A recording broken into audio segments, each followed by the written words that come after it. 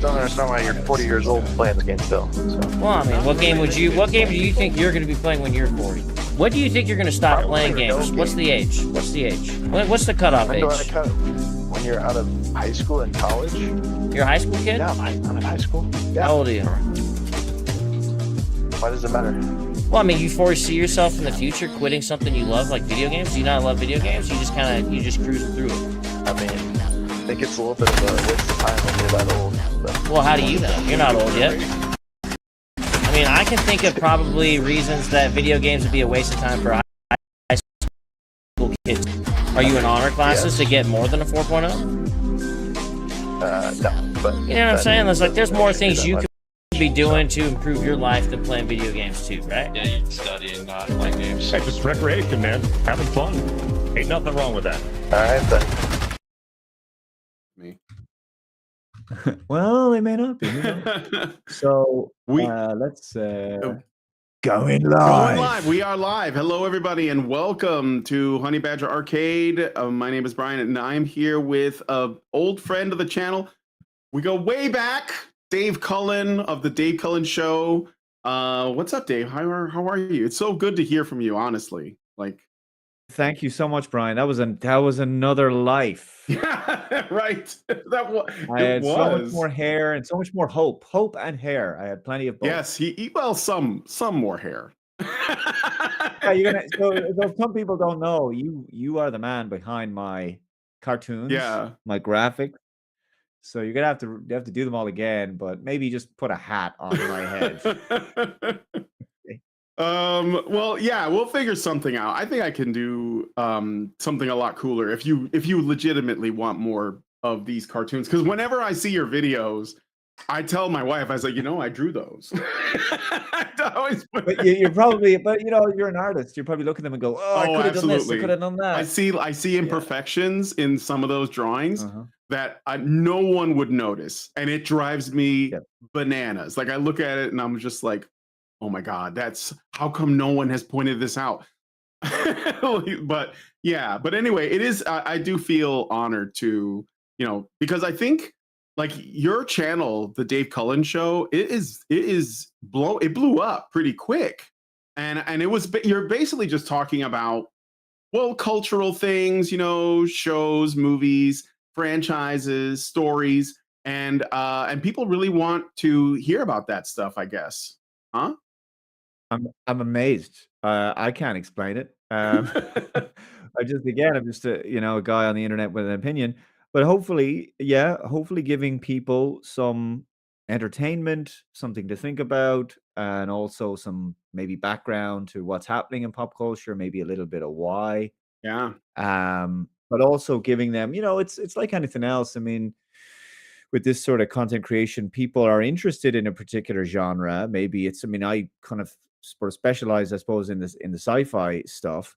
And, people follow these creators because maybe they don't have time to go off and research this stuff themselves or whatever. And some of it is newsy content. Not all of it is evergreen. Some of it, has a shelf life, but people want that as well. They want to know what's hot with the latest Marvel film, or what's hot with the latest, Disney production, or, what's worth watching, what's not worth watching. Yeah. So, but I do, and I have, and from the beginning actually of the channel, it's not a complainy channel purely, right? No. It was this complaininess, but it wasn't always like that. The history of the channel has always been talking about the sci-fi that I love. And this you go back through the archive, you'll see that. So I do review stuff I do request, some of my Subscribe Star supporters ask me to, I've got a film reviewing from 1971, Steven Spielberg's first directorial debut, the film Duel. So somebody wants me to review that. That's not a sci-fi movie. That's a thriller. Yeah. That's a road thriller.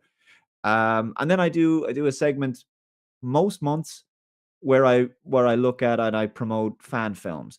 Because fan films can be a great way for indie filmmakers to showcase their talent. And from there, maybe they go off, once they build an audience from that, they can do their own original stuff as well. So I do try to say, look, we complain about Hollywood. We praise them when they do good stuff. We complain when they don't. But you know what? Sometimes we also have to find the solutions, and the solutions are, well, hopefully us. We can create content ourselves, and the tools are there to do it. The technology is there to do it.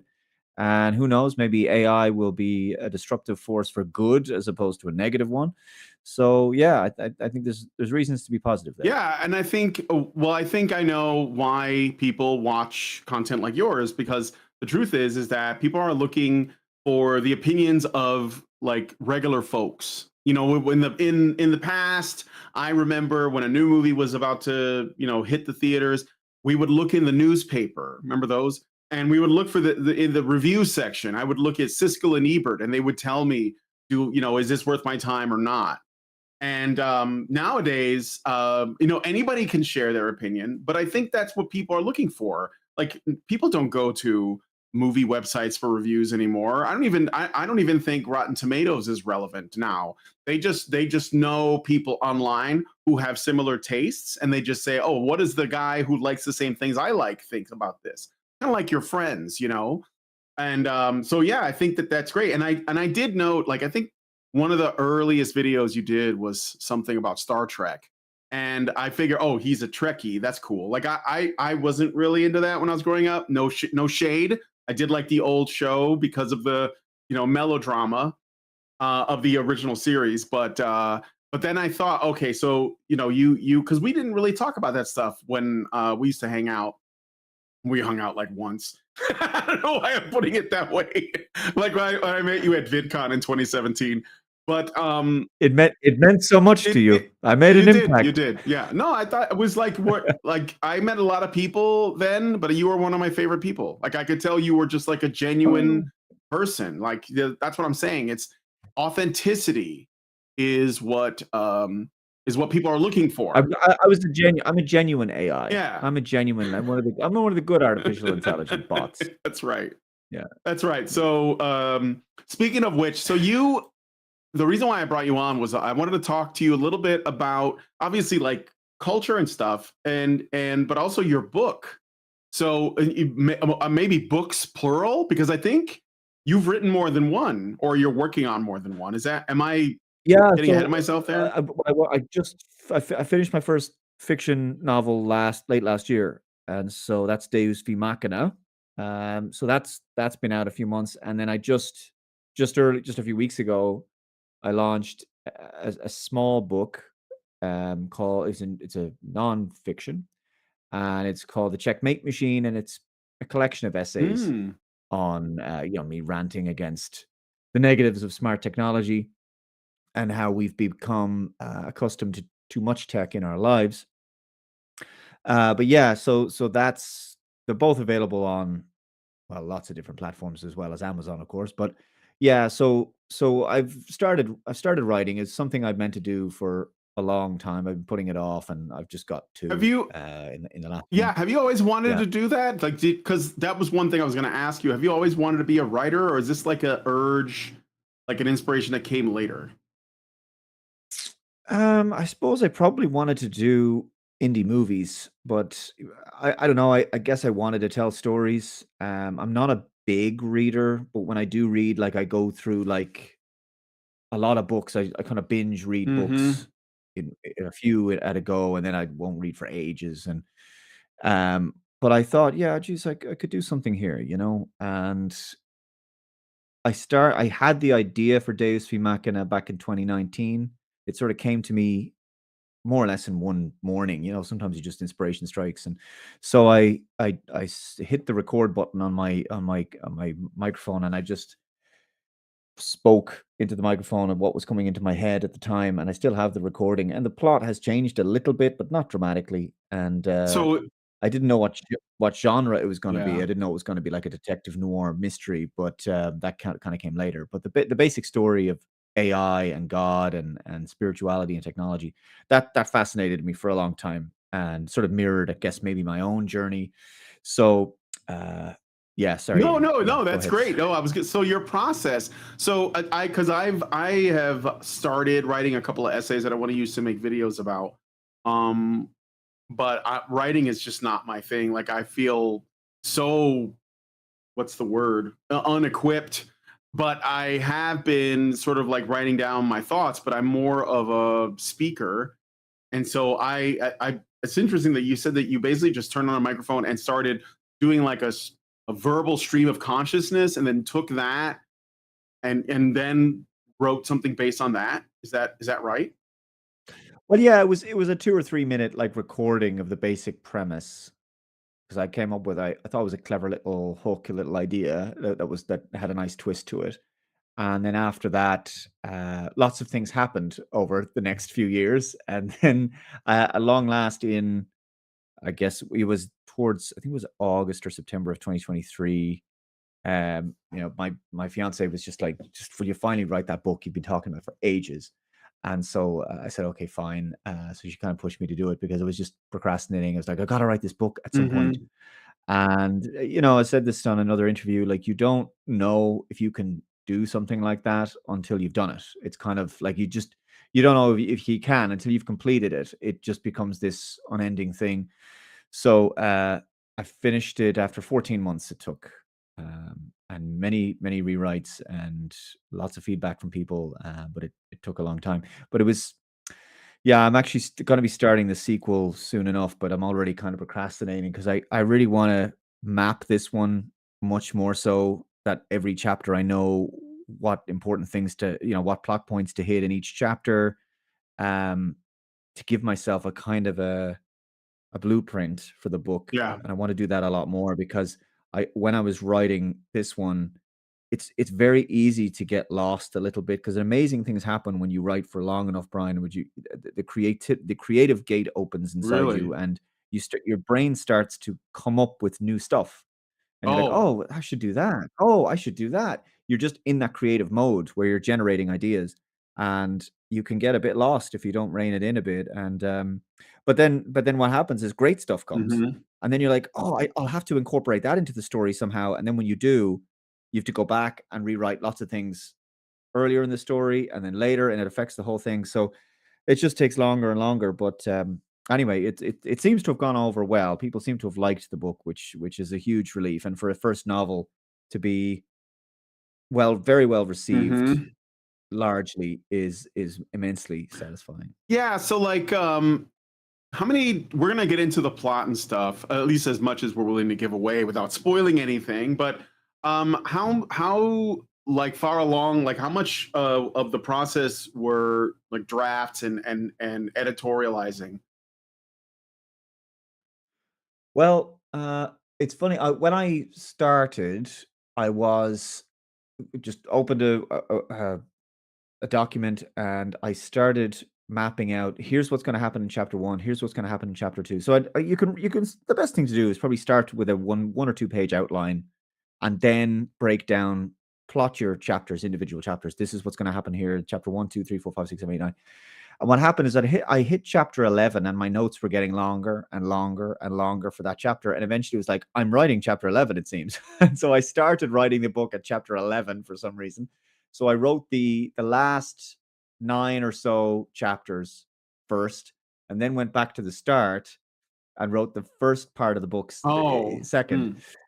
And then finished that first Yeah. draft. Then I started the second draft, and I looked back at the first draft and went, "Who wrote this? This is shit." It was horrific. Like, I was like, and that's what they say. I mean, Yeah. I don't know who said it, but your first draft is kind of like the first coat of paint on a wall. Like, it's important. It's got to be there, but nobody's supposed to see it. And it Yeah. was it was absolutely dreadful. And Well, that's how you know you're but getting better. There's a thing in art yeah. where your eye and your hand are out of sync with like the quality of your work. So you are drawing, and then your eye doesn't know how bad your hand is doing, but you keep doing it, and then your eye gets trained to know what's supposed to look like, and your hand has to catch up. And then by the time your hand catches up to your eye and you're happy, then like the gap continues. So I think it's something like that. That's what I feel like when I look at the avatars that I drew for you.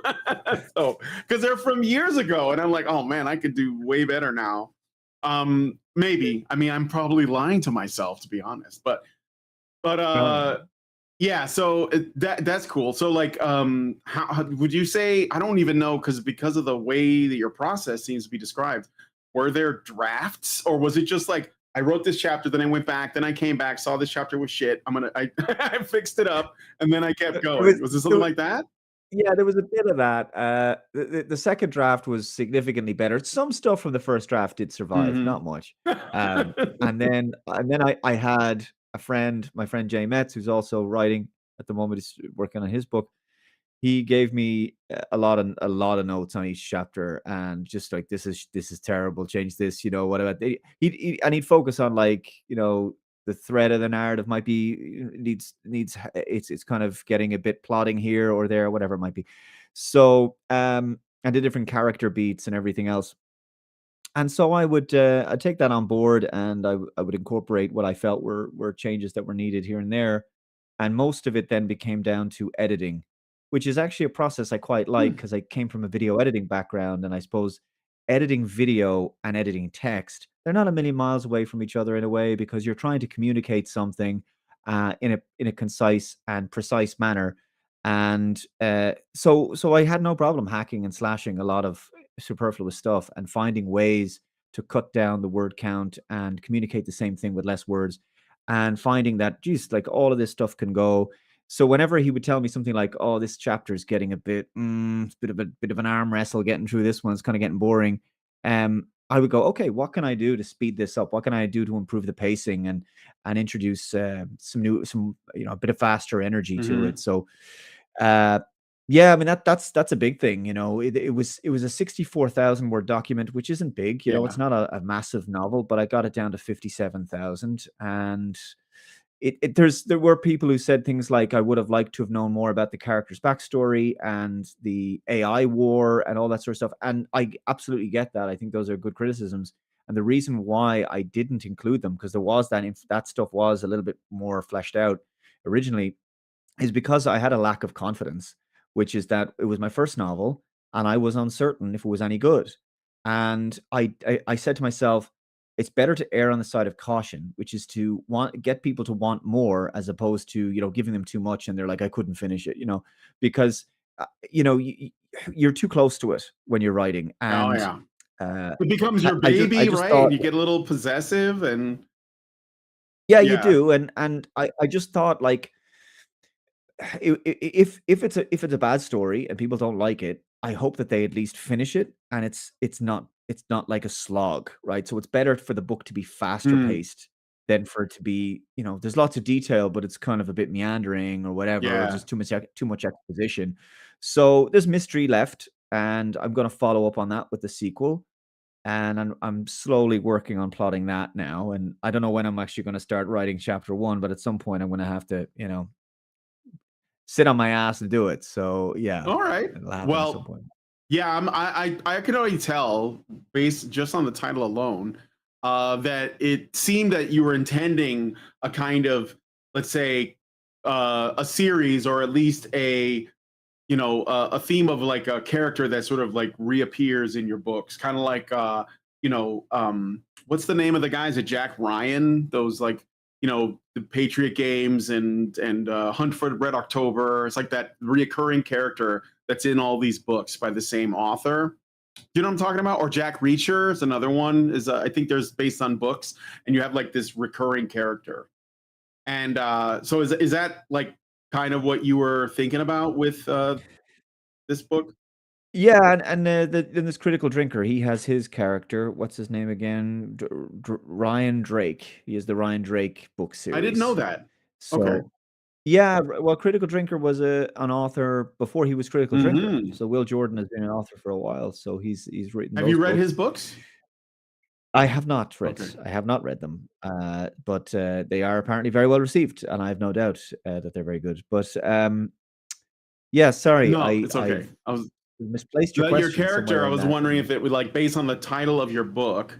By the way, guys, the book is Deus V Machina, and you can get it on Amazon and any place else. Amazon, you can get it on Ingram Spark, Barnes and Noble, and a bunch of others. All the I think it's on the Apple Store as well, the Google Play Store if you want the audiobook. The audiobook's in a few places. It hasn't showed up on Audible yet. It was supposed to be Oh, do you there have by an now, but audiobook for it?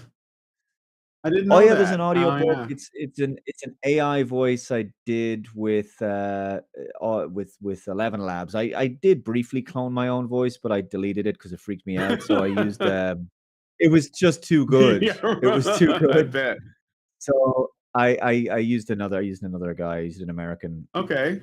AI All right. voice, but it seemed to work pretty well. So yeah, you can listen to the book as well if you are driving. Yeah, that's actually usually how I read books is I listen to books. Yeah, I've been listening to Heinlein's Starship Troopers because I never read it before. So, but you've been listening to Mein Kampf a lot. yeah, you know, for research purposes. the Jews and their lies, you know, those things. I'm kidding. It's just Martin Luther, guys. Anyway, but before I get my channel completely destroyed by a satellite laser, I forgot we're live. We are. You forgot?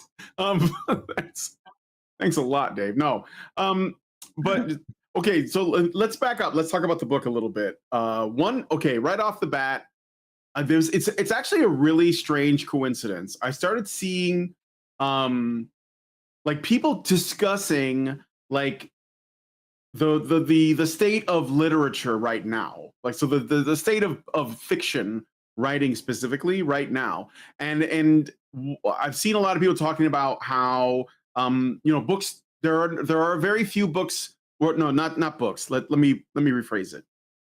Boys are not reading like there, and the some people are saying it's because there isn't really fiction written for them, and there isn't,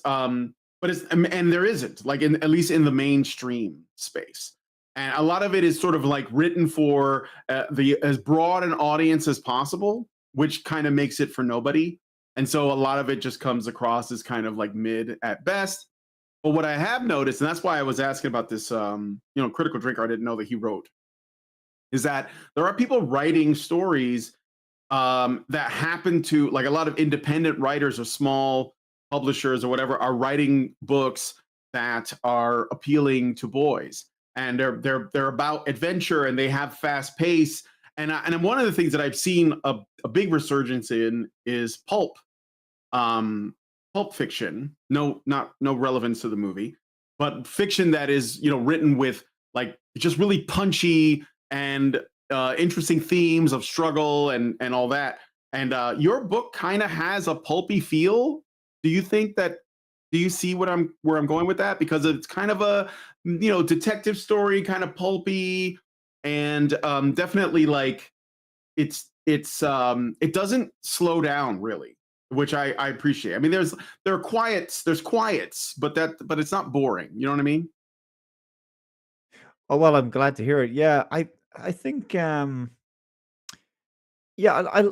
think the idea of a future detective story, it wasn't something I would describe as a thriller. Some people have called it a thriller. I guess it kind of is, because to me a thriller is like every chapter ends on a cliffhanger.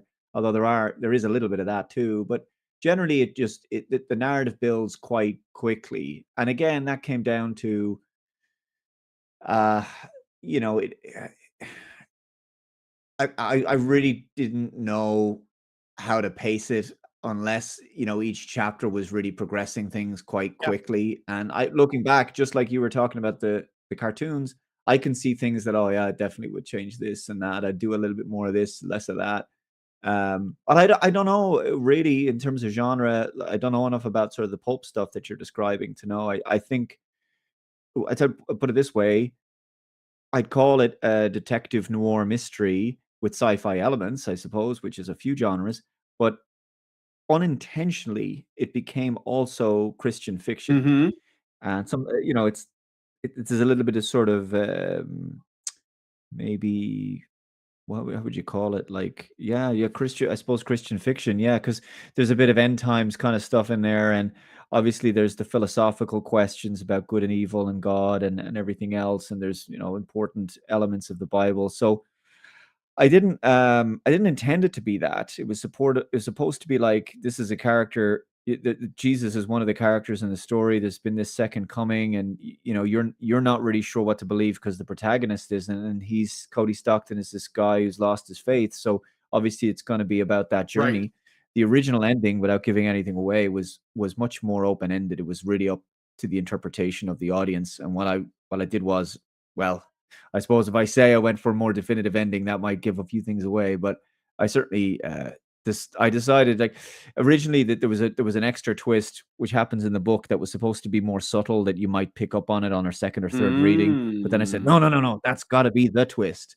And so I introduced another element which makes the book more sort of case closed. That's what it was, and more closure. I think some people, yeah, whether people like it or not, generally that surprises them the most, which is that people sort of go, well, that extra element to the ending helped the book a lot.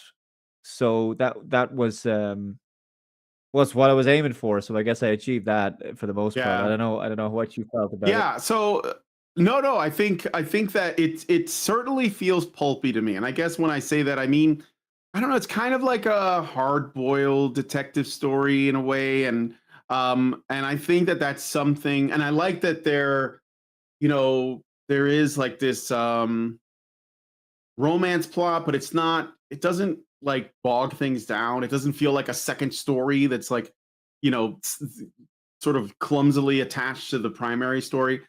And I think the way that you handled the theological aspects and the religious aspects is, tasteful.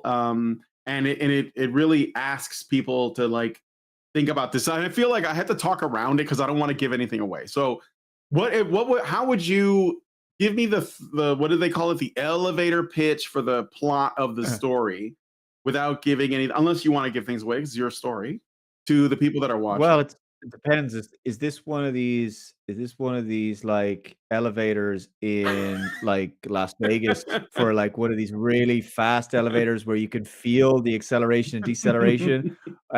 These big towers, or is it like a really It's shitty like the one elevator in the parking lot that takes like a really. It's the one in the. It takes a really long time to do 2 floors. And The you're fairly certain concept you're gonna get is stuck. that the fewer floors there are in a building, the slower the elevator is. I don't know if you know. Yes. So like I used to work in the Of Sears course. Tower, which was the tallest building in the world at the time in Chicago. Now they call it the Willis Tower, and that building had like 110 floors or something. And sometime I worked in the basement. Like it wasn't a basement. It was like the lower levels where there were shops, and I worked in one of the shops. And sometimes I would deliver stuff up to one of the floors where the law firms were at.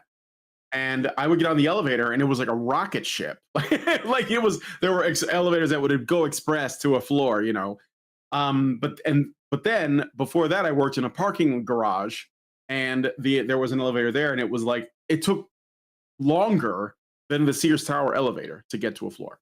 Anyway, just a. No, I'm not surprised. I'm not surprised. But that's yeah. So the elevator pitch. Well, it's. Geez, I'm rubbish at this. Like, I can tell you about the whole thing. I can yap on about it, but ask me to be concise and do this in 30 seconds. Oh yeah, We'll be able to. go. Yeah. So it is a detective noir story based in Las Vegas in 2045. It's kind of light on sci-fi because it's kind of, I wanted it to be near future. 20 years is not that long. But Cody Stockton is investigating he's a private detective who's investigating a death that is sort of mysterious. It looks like it was an accident, but the sister of the deceased does not believe so. And this person was actually a whistleblower who is going to come forward and expose a scandal at a tech company. And when Stockton investigates, he quickly becomes unraveled in a larger conspiracy, which involves a satanic cult who have plans to do terrible, terrible things. And meantime, there are two very interesting things happening in the wider world, which again plays into the noir element of here's a character, and the kind of the world is, the sky is falling, the world is kind of encroaching upon them. And so one of them is that the world governments are considering reactivating this dormant AI network, which was originally responsible for the deaths of 1 billion people during the AI war, which Stockton fought in. And that was how he lost his faith. And then the second thing is that this man who claims to be Jesus Christ, the Son of God, has just started popping up all over the world, performing miracles and denouncing AI. So, so Stockton has his faith, I suppose, challenged, or his lack of faith. And meantime, he's careening forward to try to stop this cult from doing something terribly diabolical that they plan to do. So at that stage, the second half of the book, it just accelerates a lot more action. But the first part, you get hopefully an interesting and engaging mystery that keeps you guessing till the end. Yeah. So yeah, it's got detectives, it's got AI and war and science fiction, but it kind of, like you said, it's not a hard science fiction with like poof tech and teleporters, but more like just a few decades into the future, maybe. As you said, and it's got cults, it's got everything you need, and so it's super pulpy. I mean, that's all I can think of. And I think that it's what I think is interesting too is that I assume that one of the reasons why you did this was because maybe you felt as though like the way our culture is now, like in terms of like what our stories are, because I think that stories are extremely important. And I think that and I've been saying this for years, that our culture of storytelling is very unwell. Like there isn't, and I think it's because people, they don't know what is needed. It's not like they're not trying, but I think that we're struggling with that. And I think that you're what I can only assume is that your story is trying to answer the question of what's missing in a way. I mean, is that fair, or am I like off the mark there? Well, no, I don't think. Yeah, I look. I mean, you want to tell the stories that interest you, and I am like yourself, someone who's maybe not been totally satisfied with the kind of quality of pop culture entertainment that's been out there in recent years. And so when you contribute to the pantheon of literature in your own way, in whatever small way it is, whether it's just an essay on your Substack or something, or whether it's a novel or what have you, I hope that we're trying to contribute something interesting. I mean, there was a few things that I did want to do, which is I wanted to tell something kind of wholesome. Originally, there was a few things in there that were like the swearing was a little bit more. It wasn't much. There wasn't any effing and blinding or anything, Yeah. but it was basic stuff. And then as I Enough to went through the book, humanize the characters, basically. Like you don't want them. yeah, but as I went Yeah. through it, I was like, I kind of want this to be like books I read when I was a kid, Mhm. and so I wanted it to be accessible, and I think that's actually maybe, that's what we need to do a bit more of. I'm not saying that books shouldn't have swearing. Like there's different genres and there's different age brackets, Sure. and some people want that stuff, and I get it. But I said to myself, no, I'm gonna omit that stuff and just make it as accessible as possible, so that it's I suppose younger people could read it, right? I know people as young as 12 have read it, but the recommended age I put in was 16. Because you have that option on Amazon, and I don't know whether is that kind of accurate. Probably, Yeah, I think you're right about that. 12-year-olds could read it, but I mean, again, like something doesn't need to have gamer words in it to be mature. In fact, it's probably more mature if your themes are thought provoking and stuff, which I think it is. So if anything, if it's for older people, it's probably because you have to have that, I don't know, consider the way in which what are the questions that the book asks of you, the reader. And I think that's Yeah, look, it does reflect my own journey, which is as I've gotten older, I've found myself asking questions of like that, like Stockton did. So that's the reason Mhm. why I was able to have those conversations in the book between the atheist side very pragmatic side and the spiritual side, because as you move through life, you start to feel that something is missing, that science by itself, as they say, you can't get an ought from an is. Science doesn't describe why you should or should not do something. And and I think that maybe young people are being starved of those conversations because you hear about young men, but also women. They're we've got a generation of young people who are kind of lost. They don't know what the meaning of life is. Things are tough. They can't get on the property ladder. But I look back and we had a little bit of that as millennials. Um, and it took me a long time to sort of get my own life going. I was in jobs that I didn't like. I was told, oh, you just go, you get this, corporate job, and then you work a ridiculous amount of time during the week. You have a huge commute, and then the weekends you just get rat-arsed drunk in with your buddies, and that's supposed to be life. And I didn't get any fulfillment out of that, and I stepped away from that world. And so I think people are probably looking at stories that give them a sense of something beyond just A, B, and C. They want something to think about long after they've closed the book or switched off the movie. And I don't think that entertainment at the moment is giving people the spiritual side. We have to ask, where is God in all of this? There's probably been plenty of time throughout history where people have turned away from God. And some of us have in our own lives over the years, and then we've kind of gone, oh, why is my life going sideways? Yeah. And then come back to it. And so yeah, lots of people talk about things like returning to tradition and looking back at conventional wisdom of the past of our ancestors, but maybe they don't do anything about it. But it's interesting to at least write stories that maybe in some ways touch upon that. Mhm. So that was probably one of the objectives, I think, to a certain Yeah. degree, but that without evangelizing or trying to beat people over the head with a lecture or something. Right. No. And I think that makes a lot of sense. It's I guess I've been on a similar sort of journey, after everything that's happened. It was more like I was starting to like ask myself, should I take this uh more seriously in terms of like whether or not there's more.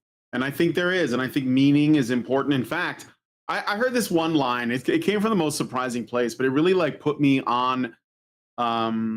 It's something that I always think about. So you guys remember Shia LaBeouf, right? From the Transformers movies and that fourth Indiana Jones no one talks about. And he had a bad time of it in the last 10 years or so. And then he like disappeared from the spotlight for a while, and he came back and had like, basically had a completely different attitude about life. He became very religious. And one thing I saw him doing an interview, James Bernthal, the guy who plays the Punisher, and he was in like The Walking Dead first couple of seasons.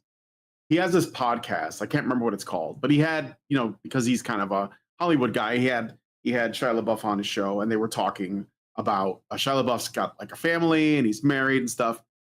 And Shia LaBeouf said, "You're not put on this earth." This was his opinion, but it stuck with me because I think it's very interesting.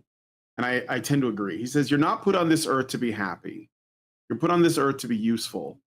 And I think that's where the meaning thing comes in, because I think that a lot of what people are struggling with today is that they believe, or they are led to believe, this idea that absolute liberation from everything is the goal, and that happiness is what comes of that. And the truth is that people are more miserable now, especially young people. And it's because they don't have a sense of purpose, because like if you're just pursuing happiness, you're not pursuing meaning, you're not pursuing purpose. Oh yeah, absolutely. And Yeah. there's young men and women Mhm. had and were here for a reason to have a purpose in their life. They had a set of responsibilities, and one of those things was to each Yes. other first. Well, to your community, but also to your children. So Yes. you had something that, you know, young men had a look, I think the vast majority of men themselves, I think they just want a good job of work that, you know, even a bad job of work becomes tolerable when you have a loyal, loving wife to come home to, kids, a home, you know, Yeah. a warm bed at night, you know, and you've got those responsibilities. You get to be a father, you get to impart knowledge. You've got a stake in the future. You've got a stake in the world that it transcends like your career or something you can build or something you can make for yourself. Like it's suddenly like I'm not a father myself, but you know, I could definitely understand why people become parents. And it's like our generation was told, and it's not just our generation, but it's the younger generation. It's maybe a good they got a good chunk of Gen X too. Uh-huh. You were told, as you've described, to be liberated from all of these things, and you can't. It's not Mm-hmm. liberation, you know, it really isn't. It's just enslavement to the material. It is exactly. It's a prison of another kind. And so Yeah. I'm with you on that. And the other thing too about the aspirational in your story, this is what people want. They I think that there is a serious craving for this. I remember in the 1970s, you know, the United States in particular, probably other places too, but I can only speak for us in the US.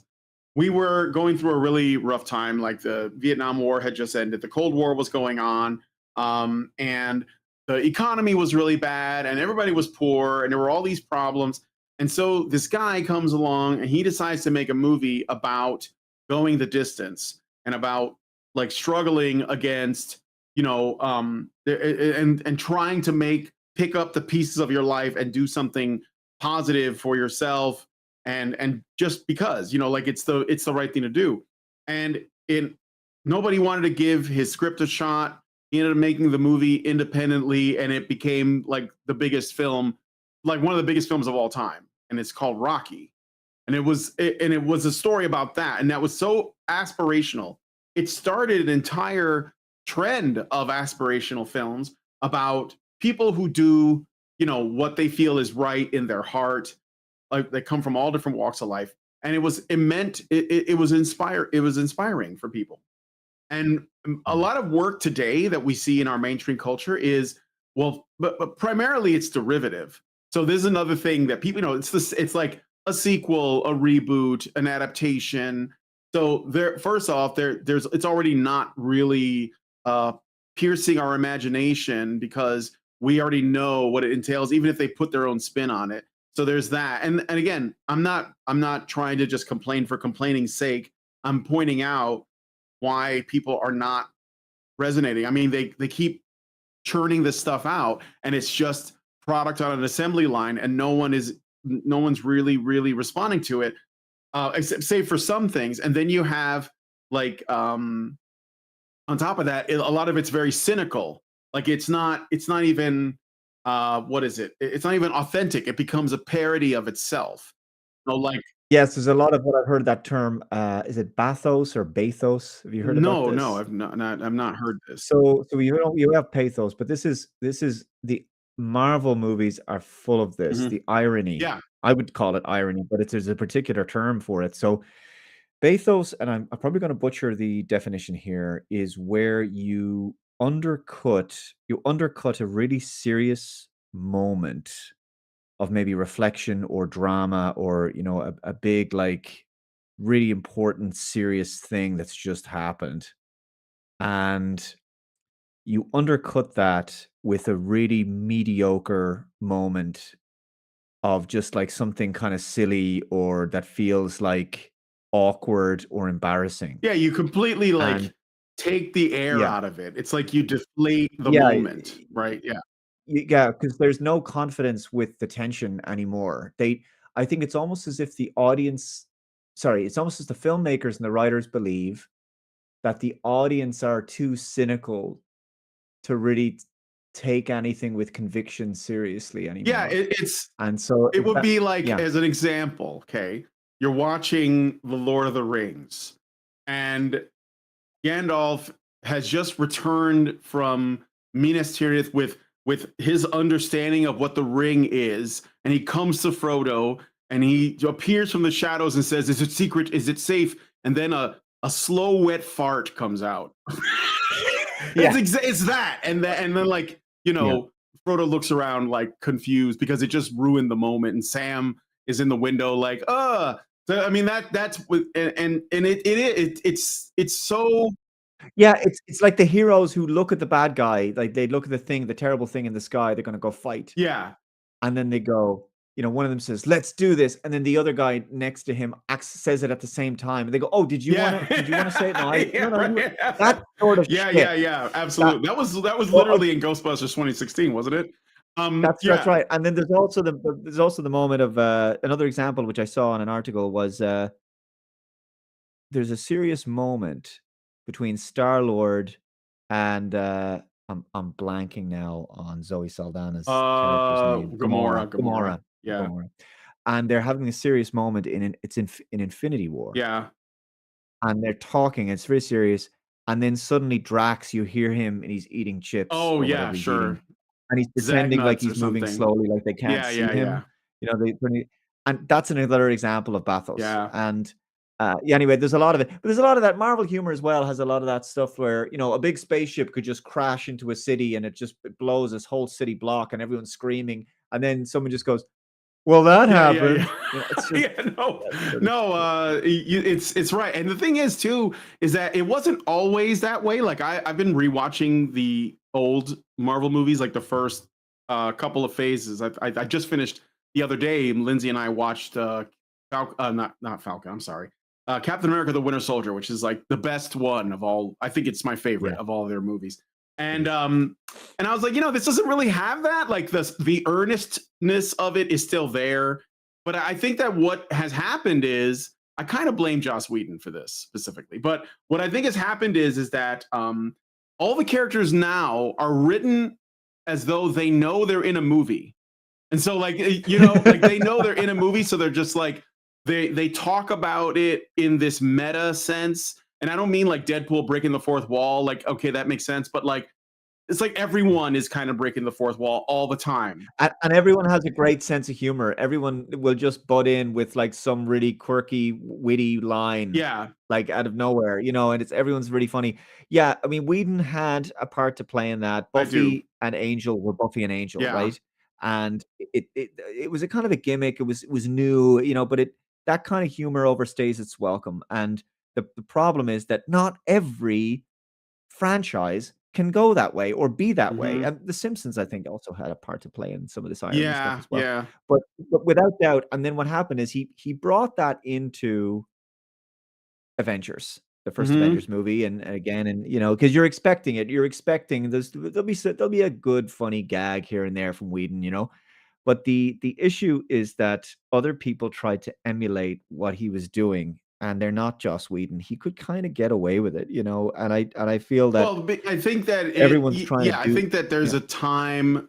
I'm not saying you can't obviously have jokes. Like I'm not saying that, but there's a time when you're just too tempted to do it too often, and I think it's sort of a crutch, and I think it harms them. So.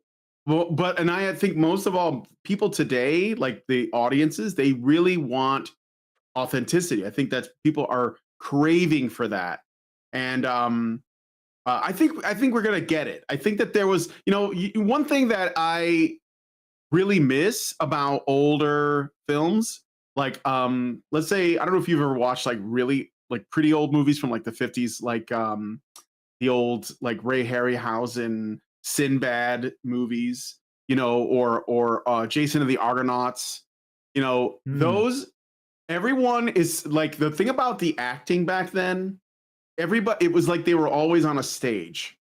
And so everything was very like theatric, like something happened somewhere where along the way where people were like, no, we want people to feel real. And then you had like that period in maybe the 90s, because I think in the 80s things were still a little bit melodramatic, and I love melodrama, And that's because maybe it's like sincere to the point of, where it's obviously like slightly less than realistic, but I love melodrama. It's what I like about the old Star Wars movies. But Well, I think it's television. I think television had a role in that yeah, because TVs in the 50s and 60s, a lot of them they weren't great. The image quality was obviously very poor. The sound wasn't very good. So people were enunciating. They were acting still like they're on a yeah, stage, and they were mic'd in a way that was conducive to that. So then what happened is sound systems improved, visuals improved. You had more detail. The sound was better. So then the acting became more natural. And now it's at a stage where the screens are so massive, our sound systems are so much better. People have surround sounds and so forth, what have you. And obviously the microphones are so much better.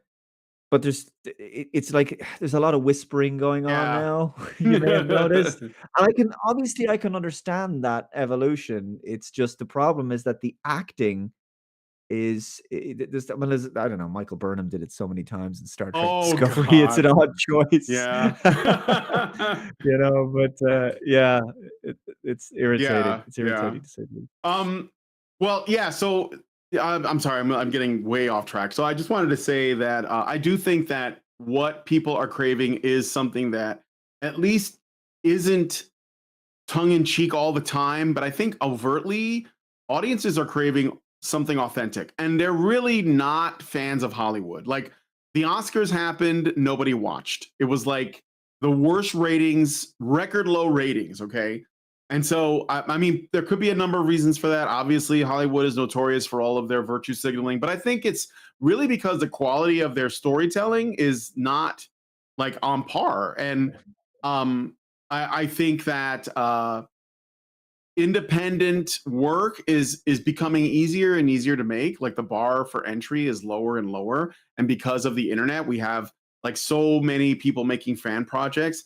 And I one of the things you talk about on your channel, you do highlight those. I've seen a few. There was this crazy AI. Was it done with AI? I can't remember, but it was like this old series Star Trek thing with Spock and everything. Do you remember talking about that?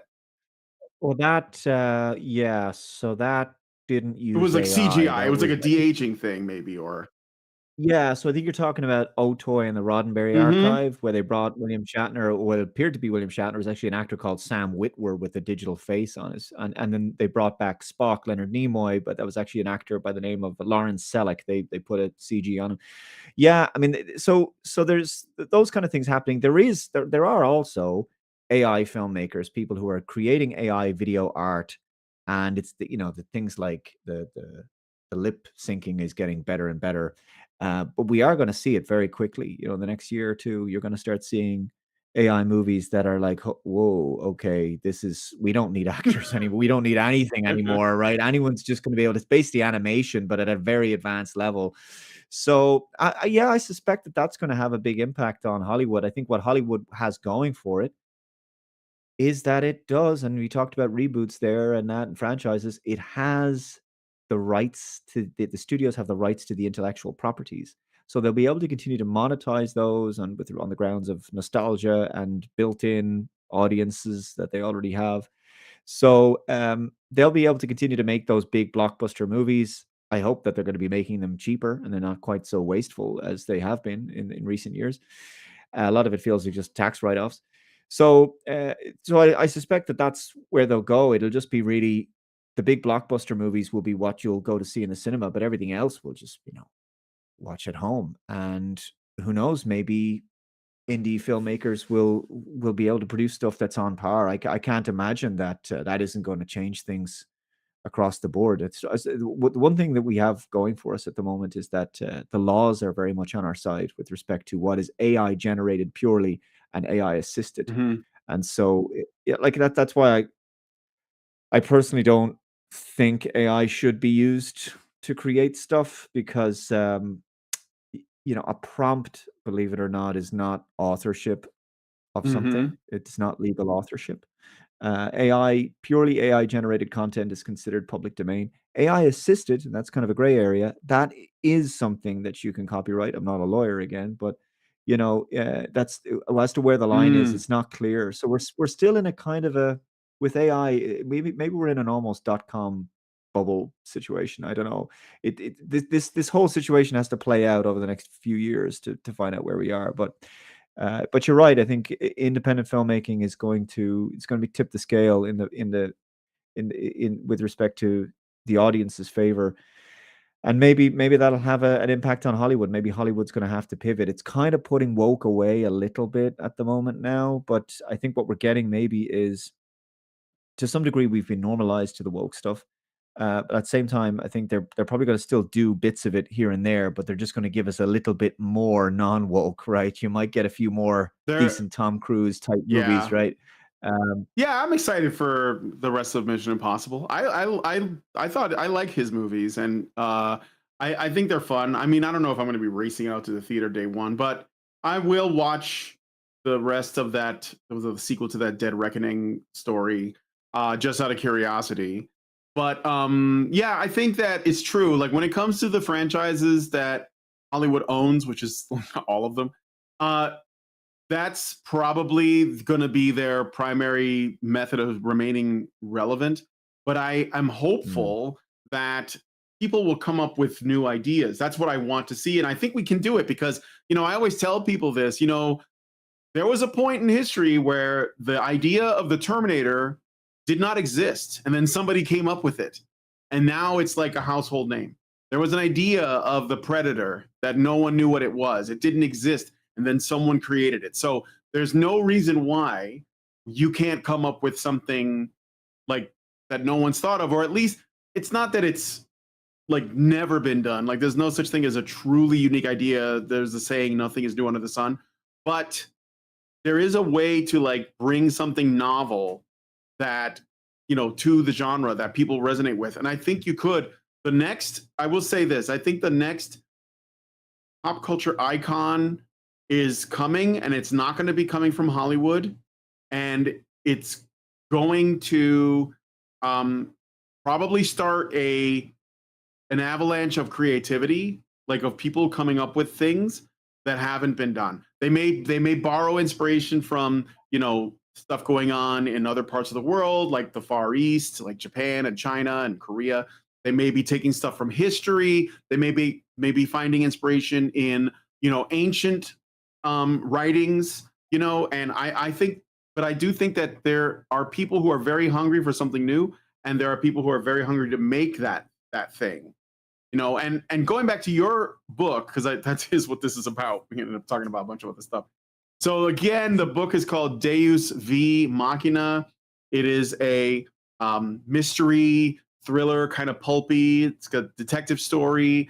It deals with AI, and it deals with the potential possible return of Jesus Christ. But it's not, which I gotta be preachy. honest, I didn't know how people were I didn't know how people were gonna receive that. You know, because I was like, well, you're gonna do what? And I thought that, you know, people were either gonna really cringe at the idea, or that people were just going to be, because I remember when I was 18, I actually had a story. I was writing a story, you know, in school, and it was about the second coming of Christ. It was very different, but I don't know. I seem to always have this in me. I wanted to tell the story about what if he did come back, because nobody's like talking about this. People have done sort of like Christ-like figures, but nobody has ever done a story of, okay, look, what happens if Jesus comes back? You know, what if you really believe, like, what if he came back? And I didn't anticipate that people would react so favorably, or that there wasn't, because, you know, and some people as well, like they might be very hardcore Christian that might be super offended at this prospect of me writing because you know, in one of the earlier, like in the beginning when I wrote it was like, I'm not going to have Jesus say anything. It's just going to be, you're going to find out all like what he's saying, word of mouth type of stuff. Is that what you were thinking? Yeah, like, exactly. Because I mean, that will be consistent with the Bible, and so it's like, that's what I wanted to do. But as I wrote it, I was like, no, I've got to have a scene. Like, there's got to be, I have to do certain things. So, but that's why I wanted there to be an element of doubt about the whole thing, that you could go, while you're reading it, you buy into it, you plug into that idea, because you're like, well, it's probably not really what it seems, right? Without giving too much away. And but I think that's why you save surprises till the end. But I'm relieved. I have to say that people didn't kind of freak out about that, and maybe that's reflective of the fact that people would respond to stories like this, that they don't get this kind of these kind of ideas thrown at them all that often or ever. So maybe there's something to that. Yeah, no, I think it's a really interesting thing to explore. It's definitely daring, but I think you did justice to what it was you were trying to do. I mean, I wasn't offended. I thought it was super interesting. But then it does beg the question. So if you want to make a sequel, because I have to wrap it up here soon, but thank you again, Dave, so much for talking to me. If you want to do a sequel, are you gonna like top this somehow? Like in terms of like the scale of things, you know? Well, there will be another kind of global conspiracy. Not all of it is going to be existential, but this next one will be again. But it does follow up on it wouldn't be described as Christian fiction. The next one is going to be another conspiracy thriller. It's the same characters. I'm bringing back 4 of the characters. I'm bringing back Stockton, Zara, Ridgemore, and Mickey Chambers, and there'll be brand new characters. But it will be an event that maybe, let me put it this way, it maybe mirrors a certain event that the world went through in relative recent years. Yeah. Although the source of it will be very different. And Stockton has to unravel that mystery, but it will pick up on a few things from the first book, but you won't have to have read the first book to read this one. And I will be delving into his past, his relationship with his brother and the war and everything. So there'll be a little bit of that as well. I'm still toing and froing on where I'm going with the ending. I have a fair idea, but one thing that definitely the story will have is more interpersonal conflict and a lot more sort of like double crosses and ambushes and distrustful people. So there'll be a lot more of that. There'll be a lot more sort of twists and turns throughout the story as opposed to more towards the end. So I'm hoping that it will just, maybe incite a little bit more of interest throughout. But yeah, that's TBD. Yeah, well, the book again, guys, is called Deus V Machina. And what's the did you release the other one? I saw that you made a video where you had AI do a podcast review of your book. It's crazy. That notebook LM. The scary thing is that we see all these AI tools come out, and then within 6 months or a year they're dated, and then there's something else. So I don't know. Yeah, I've been playing around with that. It can be hilarious, there's a new feature that I didn't even realize was there. You can hit a button and you can talk to those two. Oh my God. People. You can talk to them in real time. You can go, "Hi, I just have a question." They go, "Oh, go ahead, Brian. What do you want to ask?" "Oh, that's a great point, Brian." And then they'll drive on whatever point you made. It's terrifying. But I think people are already talking to like bots. Yeah. I think they're already. Yeah. Well, that's why I prefer to meet up with people in real life, Dave, because sometimes I wonder if the people I work with, the people who watch this show, I wonder if anybody's real. But okay, well, I'll give you this. Let me see if this works. There you go. I'm in a closet. Okay, this is me with my very little hair now.